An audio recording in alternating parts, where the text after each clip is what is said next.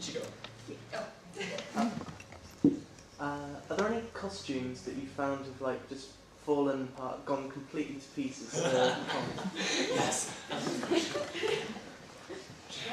Okay. Like all of them. Every single cosplay eventually turns. That's why you don't see me wearing a few of them, because they break. Luffy, which really should not have broken at all, no longer fits me because my shoulders broadened to an extent to which I cannot fit myself into that cosplay anymore.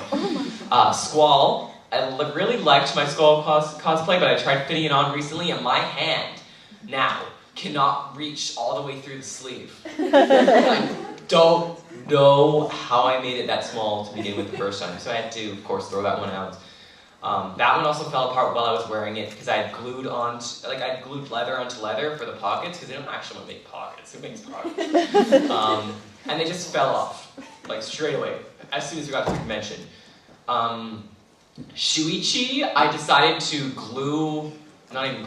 double-side tape the collar on separately. Because at the time, I didn't know how to make collars. So I was like, hey, it'll work. And of course, it separated from the actual outfit, so it just looked like I was wearing a dog collar. Nobody noticed, but I did, so that costume went in the trash. There must be a disaster one that happened. Well, your pants are... Oh, yeah, I was, but these pants, I bought them online, so I don't know why they ripped, but it was one of my first conventions, I was Naruto. I decided to enter a box race with Valdrine, because we thought that'd be so funny. I was really competitive about it. We were in the finals, and it was like ready, set, go. I went with like this huge burst of energy, and then I heard pants ripped all the way down the seams, and I was just like, and then Valdrine comes over, throws her attached cloak over me, and I like walk out of the con with shame because my pants had just ripped in front of like 50 plus people. That's the only real wardrobe malfunction I've had. Most of my cosplays, instead of taking them off, I just rip them off. Because I get frustrated pretty easy, and I don't... There's a lot to be said about making your cosplays with an escape route. I mean, if you can put it on, great, but getting it off that's the line between wearing it once and wearing it other times. Because Black Star was all glued on, and I could only wear that once, because it was all glued on. I haven't really had a lot of costumes fall apart on me. I think the only one that actually did was Stilando. I wore that to Anime Evolution. It was the hottest day of the year. Tell them from the beginning. I would have to. It was all leather, multiple layers, so I was pretty disgusting by the end of the day. We were making the armor the night before. Okay, fine. I was sewing the jacket. He was making the armor. Stilando, I had no idea. I was so proud of that armor. And then I went to bed. He went to bed, and I decided I would try modifying it. I wound up wrecking it, and I woke him up at like 5 a.m. and I was like, we have to go to Home Depot.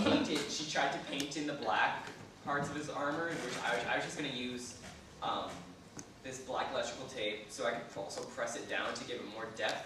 I didn't tell her that, so she came in the morning. And no, not even in the morning, it was still nights. And she came in, she's just like, we have to go to Home Depot, which is like you guys have Home Depots here?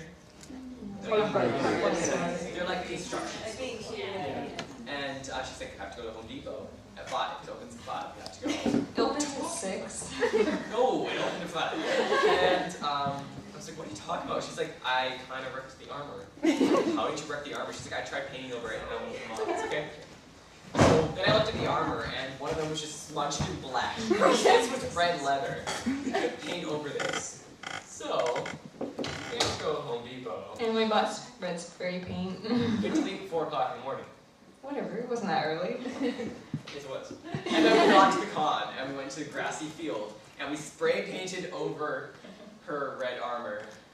Yeah. And then we glued it to my shoulders and my arms. And it just kept coming off. Yeah, it just kept on falling apart. Then my pants, the fabric that I bought, the leather started to peel, so it was just kind of like this fleecy fabric on the inside. And Yeah, and then I had to rip myself out of the jacket because the zipper got stuck. So yeah, that was my falling apart costume. What a falling apart. What a falling apart. Yes. When you first, you first scared or TMV, were you embarrassed to see yourself first? Watching yourself on camera. What was our first skit? That's a good question. The Naruto Sasuke discovery. Oh, what was it? Yeah. Yeah, our first skit was actually scripted, and I had written it while I was in Wisconsin for school. So when we filmed it, I was a little nervous about doing it because we're reading off a script, and that's what made me nervous about it. And then we just started improvising through the end of it. And by the end of it, we were just laughing. And then I rewatched it back, and I thought it looked really good. Of course, now I look back on it, I'm just like, that's unmentionable. Yeah, watching most of the skits that we've done now, it's really embarrassing. Yeah, the older ones. The But old ones. that's always gonna happen. Yeah. It's like When we looking were back- weeaboos. We're so loose. Don't kid yourself. Yeah. I can't remember what this video is actually called, but the one where you're following Sakura. How many times did you actually roll into those sliding doors? We talked about that last night. I think we did it about 5 or 6 times.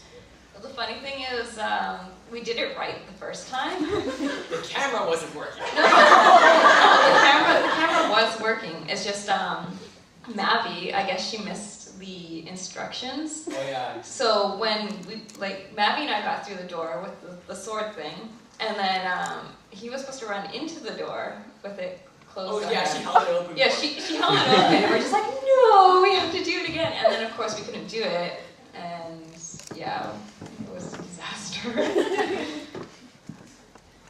Yeah. Yeah.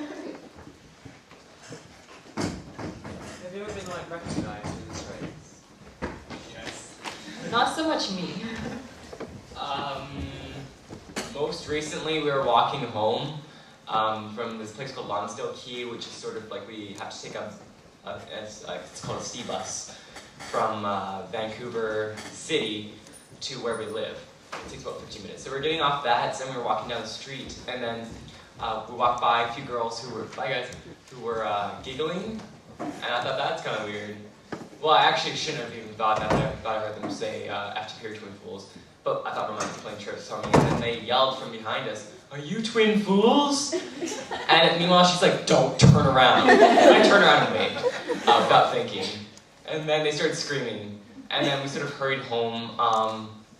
Also, a week before that, somebody had DA messaged me, and they're just like, "Do you live on this street and this street? Because I saw you getting off the bus there." Which is not even a 1-minute walk from our house. And they're just like, "Yeah, do you live there? Because we can talk and all that." And I was just like, I really don't want people knowing exactly where we live off the internet.